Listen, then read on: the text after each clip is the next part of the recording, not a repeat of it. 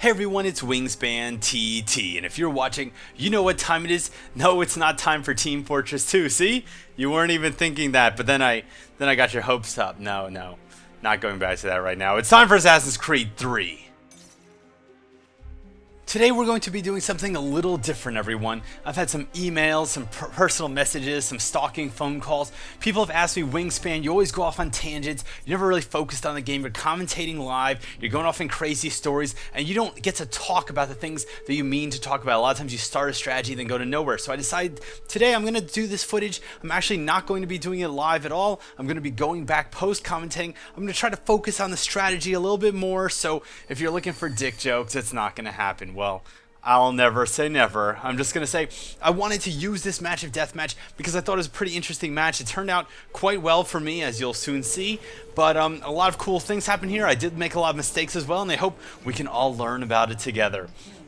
Now, of course, Deathmatch I've always found interesting compared to Wanted because you start out and you have whispers, you have line of sight, you have proximity, but you don't really have any direction whatsoever. So most other game modes, the compass actually shows you where to go. And in this one, it's kind of like, well, do I go right? Do I go left? I have no clue. Do I go forward? Do I go back? I usually end up starting the match pacing back and forth like this just a little bit, looking at different lines of sight. And of course, it depends on the map to try to see if I can see my target anywhere. And I probably spent a little bit too much time here. This is already like the first 30 seconds. I've accomplished nothing, which is why I started to walk out to middle, start listening for whispers, start listening for heartbeats, start looking for line of sight, see if I can get any kind of information whatsoever on where the other actual players are. And here we go. Here comes my target. The Hessian has just rounded the corner. I'm going to start to walk a little bit away from him. One thing I do sometimes too is I just stop walking for a second, because you'll notice a lot of times the NPCs will do that. They'll kind of walk. I knew the Pioneer was a player, and I heard the whispers, so I went for the stun. Anyway, NPCs tend to walk sometimes, and for no reason they'll just slow down a little bit and then start walking again. I like to do that behavior myself because I find that a lot of people fall for it. And right here, I was standing next to this player for a second, Andrea from The Walking Dead, just because, again, I know she's a player, so it's very possible that her target is my pursuer. So I thought if I just stand closer for a second, here I was moving away from fixable Hados, just give him the illusion that I'm not his pursuer. I do hear whispers everywhere. I'm going to throw in my disguise. Hopefully that means that, if my pursuer comes up, they're not going to interrupt. And I just keep hoping the fixable Hados is going to get in a position here where I can get a kill. But I am kind of like falling behind him here. I realize I'm not going to have a chance to catch up with him anytime soon, so I decided to go for offensive throwing knives. This guy gets a lure, and I get the stun.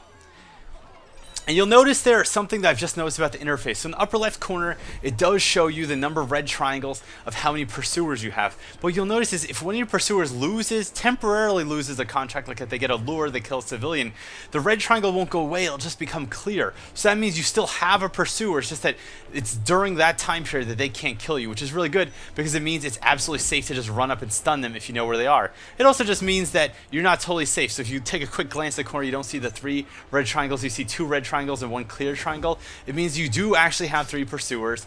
One of them was just being an idiot. This guy freaks out. He hears the whispers. He thinks he knows what's coming. I probably should have waited for the incognito there, but I'll take the silent for 550 points, going up to 2,000 points at 7 minutes and 30 seconds remaining on the clock. I keep getting Wrathgore here, the Hessian, and I'm in first place. One thing that I haven't done yet is switch ability sets. Typically I switch ability sets whenever I die if I take first place, because you know that the game is going to start giving you offensive. I just have a feeling the way that she's walking, that she's my pursuer. I'm right. I go for the stun, and I activate Silent Animus Hack. I did have Silent Animus Hack on. The only problem was I was absolutely not prepared at all for Silent Animus Hack. I didn't realize I had Silent Animus Hack. And this footage is actually from, I think, the first or second time that I successfully got Animus Hack. So I didn't even realize that you don't get a focus bonus here, so I'm focusing people totally unnecessarily here. I realize here that the Pioneer is a person, so I'm going to kill her too. Going for a focus that I'm not going to get. There is no focus for Silent Animus Hack. I'm just doing it, but I don't get anything. I thought that this guy is a player, but as it turns out, he's not. He's a computer. I couldn't Animus Hack him. I couldn't stun him. All I could do is lose my contract. And once you realize you've lost your contract, you really should just go hide, because you are completely a sitting duck. I'm just going to go back here, put on my disguise, get into this blend group, hope that if anyone had me locked, that they don't know what's going on. I see this lady come through for a second. I was concerned that she might be a player, but I realized she's probably just an NPC. And wherever my killer is, they're on the other side of this wall somewhere. I can hear the whispers closing in. And here I'm just going to move in this blend group a little, get some breathing room. I'm a little concerned. I'm just checking the character portraits, because one thing you want to keep in mind is that, especially in Deathmatch, it's really important to know who the player character personas are. So you should periodically check the character portraits, make sure new players haven't gotten into the match or anything like that, and just see, like, okay, I got to keep in mind, if I see the Pioneer, she's a player. Here we go. Here she is. Boom. Get the hidden bonus, the silent bonus. Another 550 points, moving towards the silent animus hack, and just moving back here, getting into a corner away from everybody. And that's the other thing, especially in Deathmatch and Wanted, if you don't have a contract, you just get to the edge and hide. There's no reason to be out in the middle of the map because you can't do anything. You know, maybe you can stun a pursuer, but really it's in your best interest to kind of wait things out a little bit. If you can feel out your pursuer, if you know exactly who your pursuer is, that's great. I thought that was my pursuer, and here I realized, no, it is actually Kung Lao. I preemptively go for the smoke, and I freaked out because I realized I killed a civilian and that there's no way I could have actually stunned him. I was really lucky. I had crafted my smoke bomb for increased duration, so I got lucky there. I got the hidden silent kill. He should have known that I was this killer, but he didn't, or maybe he did, and I was just like well positioned. You never know. Sometimes you get lucky. Activate the disguise, come around the corner, just scanning for my pursuer. Is it the Hessian here? I got a feeling that it's the Hessian, so I'm going to move up behind him, but I immediately see it isn't. Fixable Hados is here. I could have possibly... Oh, I see now. I disguised into Hessian, so I believe the person who's playing as the Hessian left the game. That's why there's Hessians walking around instead of when the game started, the Hessian was a player.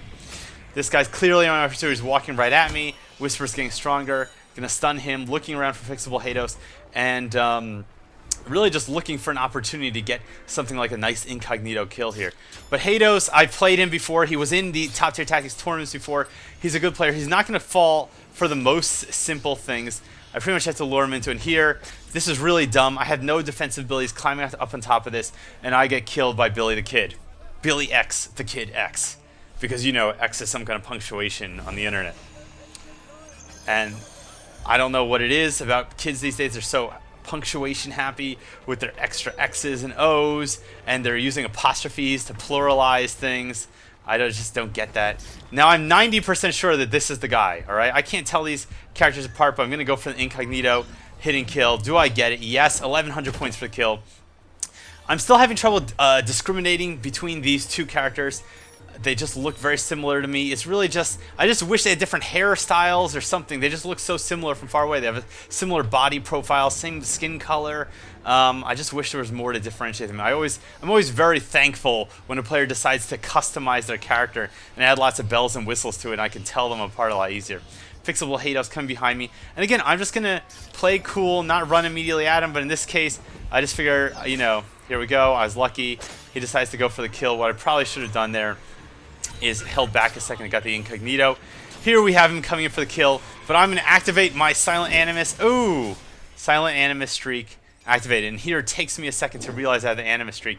I really should have just killed the guy I just stunned right away, but it just didn't even occur to me. I'm just so not used to activating the animus streak. I'm here, I'm trying to do all kinds of stuff, but I'm just not paying attention. I killed my own target. I really failed. I see that there's a guy who's stunned right there. Gonna kill him.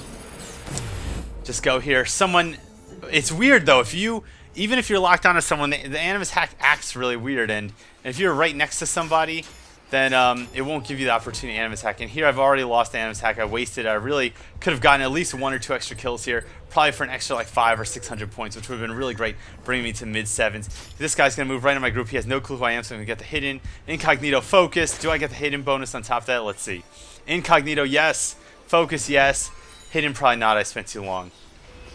Alright, here, Fixable Hados. I hear someone's coming after me. Gonna drop back here, pop the disguise, move in a blend group, hang out with my sisters. Hello, girls. How are you doing?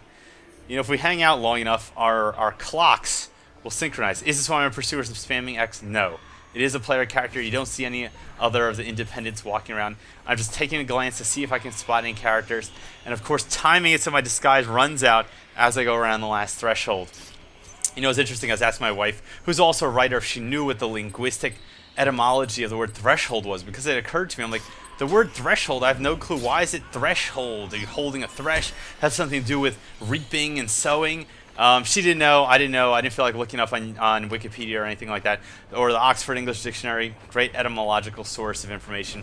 So if anyone knows what threshold, why is it called threshold, I greatly appreciate it. We see Flexible Hados here coming over for some kind of kill on the roof, but I'm going to go for it instead. I hear the whispers. I instinctively drop Smoke Bomb and get the stun, and I'm back down. No pursuers. I just go for the taunt, not because I'm a jerk, because I'm trying to get that challenge, and I just need to get more taunts. Sit down, Forrest Gump this, wait for Fixable Hados to walk by. One thing I also tend to do in these matches is I spend a lot of time stopping for a second and waiting, because a lot of people run around looking for their targets, but keep in mind, it's just as likely, since you have no clue where your target is, it's just as likely that you could walk away from them by mistake as it is that you could walk towards them. So sometimes I just sit for a second. You never know, they might walk towards you, especially if you're somewhere near the middle of the map. And I'm not saying that's necessarily the best strategy, but something to consider is that walking around aimlessly isn't necessarily something that's going to end up yielding, you know, you're definitely going to find your target. So here, 18 seconds left on the clock, 3 pursuers. One of them killed a civilian, but I'm going to go back here. Hopefully one of them has seen me. They would have lost their lock by now. I thought that guy might be my pursuer. And right now, the Independent walks through. I'm going to go for the knife, go for the stun, and finish this off with 8,700 points. So I think this match was really well played by me. I played a lot safer than I normally play, but it's also smart. I didn't sit around wasting huge amounts of time. There's a couple opportunities I missed with Animus Hack, but mainly because I got caught off guard. I'm not used to activating the Animus Hack. And as you see, 16 kills and 1 death, which as far as I'm concerned, is pretty fucking good. Alright, for Deathmatch. For just regular life, alright? If by the end of my life I can kill 16 people and only die once, I think I would have achieved a lot.